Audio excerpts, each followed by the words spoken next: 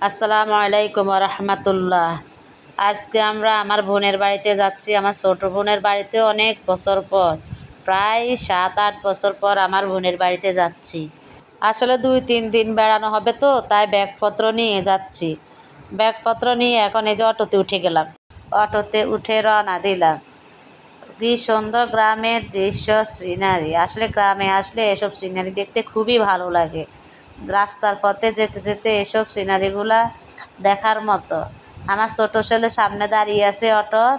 চলে গেলাম আমাদের সেই প্রিয় সেনা লক্ষ্মীপুর শহর।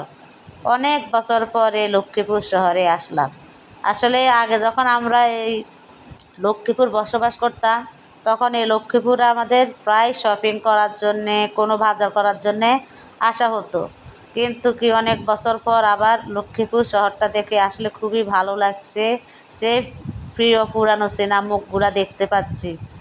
চলে আসলাম আমার বোনের বাড়ি। বোনের বাড়িতে এসে রাত্রি হয়ে গেছে। রাত্রেবেলাতে গরুর মাংস রান্না করে আরও সবজি তরকারি ছিল, ওই সব দিয়ে খাওয়া দাওয়া করলাম।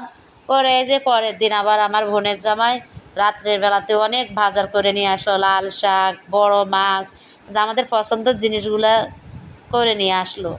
নিয়ে আসার পরে যে আমি কুটা বাছা করতেছি, আমার বোনে রান্নাবাড়ি করতেছে, ওকে একটু হাতে হাতে সাহায্য করতেছি। আসলে আমার বোন অসুস্থ, তো তাই ওকে একটু হাতের কাজে সাহায্য করতেছি।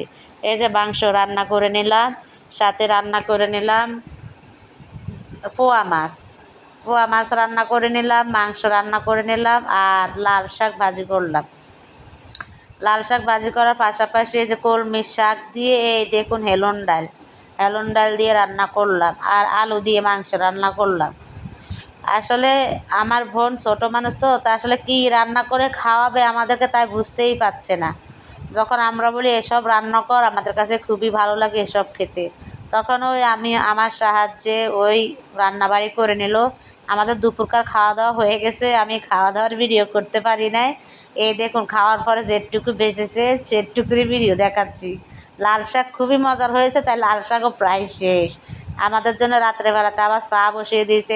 চা বসিয়ে দিয়ে আবার রাত্রেবেলাতে নাস্তা পানির ব্যবস্থা করেছে। সন্ধ্যাবেলাতে আমরা সবাই নাস্তা পানি করেছি। ওইসব ভিডিও করতে পারিনি, মোবাইলে চার্জ ছিল না তাই। এই ছিল আজকের ভিডিও। সবাই ভালো থাকুন, সুস্থ থাকুন। আর এই আমার ছোট্ট ভিডিওটা যদি আপনাদের কাছে ভালো লেগে থাকে, অবশ্যই লাইক, কমেন্ট, শেয়ার করবেন। আল্লাহ হাফেজ।